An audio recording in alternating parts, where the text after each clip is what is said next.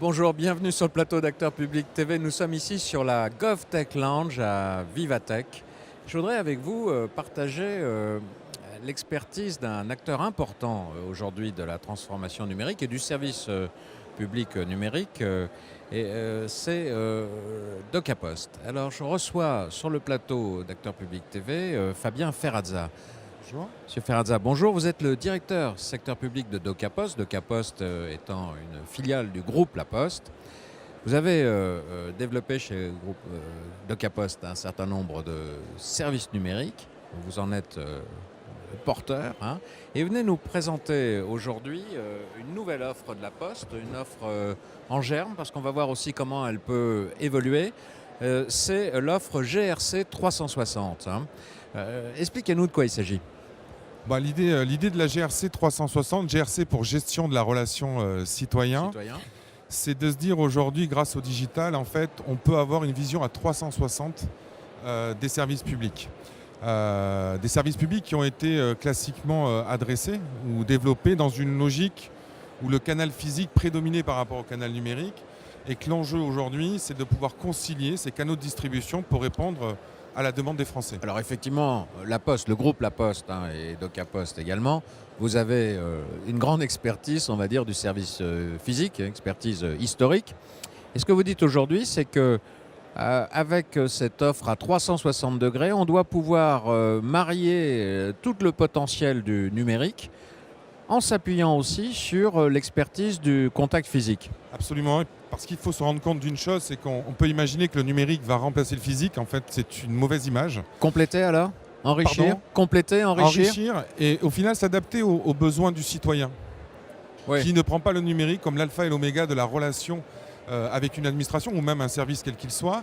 Aujourd'hui, on constate par rapport aux plateformes que l'on développe, c'est que 45% des demandes citoyennes demeurent en physique, 43% sont faits par le numérique et le delta, au final, est fait par le courrier. Oui. Et alors là, pour justement compléter cette relation numérique par une relation physique, il fallait un tiers de confiance. Suivez mon regard. Absolument. On est tiers de confiance au niveau de La Poste depuis presque 600 ans, on va dire. Oui, c'est une référence assez solide. Oui, c'est-à-dire qu'on a une bonne vision de notre métier, c'est-à-dire de sécuriser l'échange avec les citoyens. Et puis il y a une vraie relation, je veux dire, de confiance, même plus, avec les usagers. Absolument. Et en fait, les usagers et même l'administration.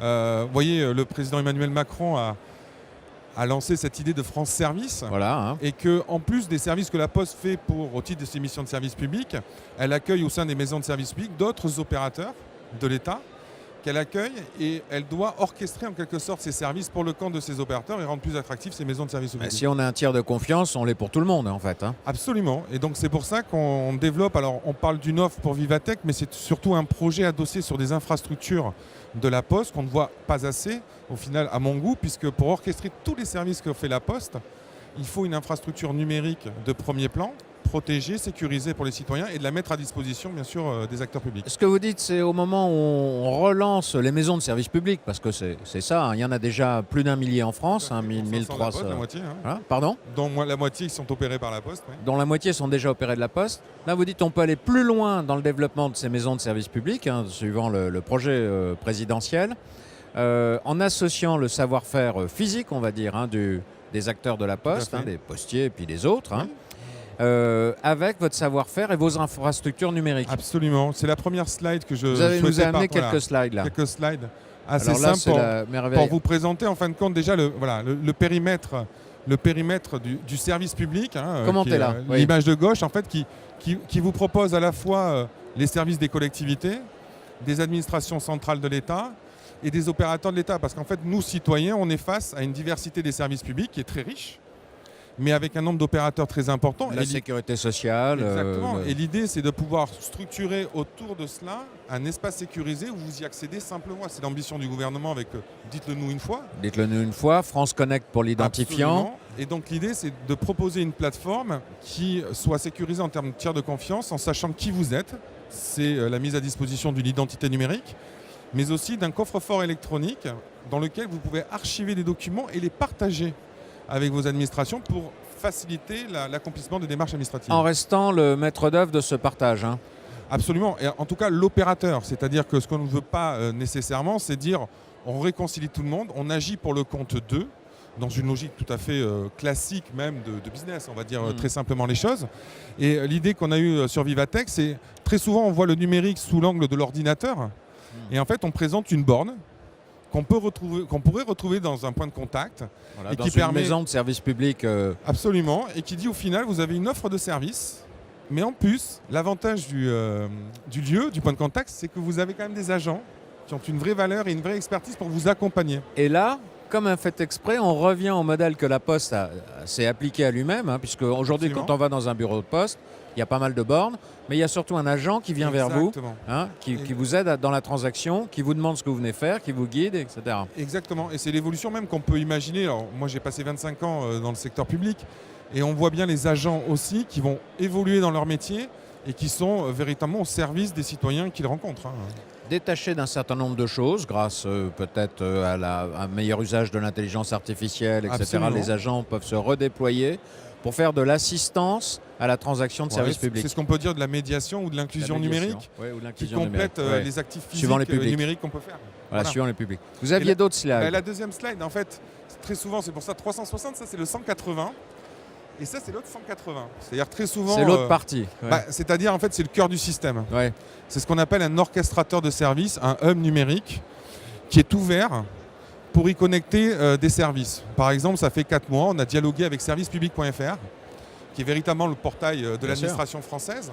Et sa volonté, c'était d'aller encore plus loin dans la capacité, bien entendu, on va dire, de moderniser les services qu'il rend, mais en intégrant d'autres services. Servicepublic.fr, aujourd'hui, c'est un centre d'information. Hein, délivre l'état des textes et donne de l'information brute, mais n'est pas dans la transaction et dans le service rendu. C'est une évolution qu'on a ressentie de la part de servicepublic.fr pour dire au final, je dois être aussi peut-être un intégrateur de services. Alors, je parle à leur place, mais en tant que citoyen, je dirais que ce que je pourrais attendre de servicepublic.fr, c'est d'intégrer de plus en plus de services avec les territoires pour que derrière, on ait un espace qui dépasse le lieu d'information au final.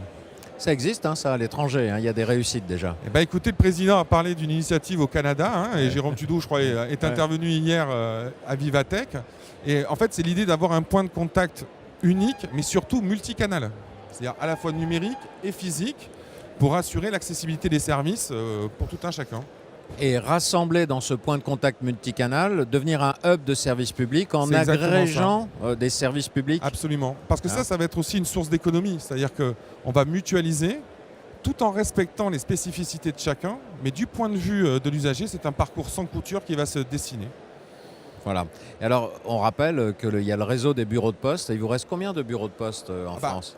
Donc, on est tenu par la loi d'avoir 17 000 points de contact. Ce qui est important, c'est qu'avec les élus des territoires, on n'est pas resté dans un modèle statique. On a travaillé à la diversité de ces points de contact avec des bureaux de poste classiques, des agences postales communales qui sont déjà des lieux mutualisés entre une mairie et la poste. Et on peut imaginer avoir d'autres opérateurs, notamment au travers de ce type de solution, des relais poste commerçants. Et on travaille de plus en plus la diversité pour s'adapter surtout à l'usager qui est au centre de notre réflexion. Fabien Ferrazza, merci beaucoup pour ces explications. C'est très intéressant ce que vous venez de faire. Vous venez de nous montrer que l'innovation ne repose pas toujours et exclusivement dans l'usage des technologies, mais dans la recherche de solutions et la mixité, le côté hybride de votre solution, l'expérience d'un réseau extrêmement physique, historiquement physique. Et qu'il doit, votre maîtrise des technologies aujourd'hui. Et qui doit demeurer, parce qu'aujourd'hui, la question qui peut se poser, c'est qu'est-ce qu'on attend de la Poste dans les territoires ? La Poste se transforme. Les usages changent. On souhaite rester, le président le dit, au contact de tous les citoyens. Il faut donc trouver une vocation et un relais de croissance pour ces points-là. Alors ça s'appelle GRC 360, c'est présenté par DocaPost. C'est un autre code. Et on vous souhaite de réussir. Merci beaucoup. Merci Fabien Ferrazza. Et à vous tous, merci pour votre attention. À bientôt sur Acteur Public TV.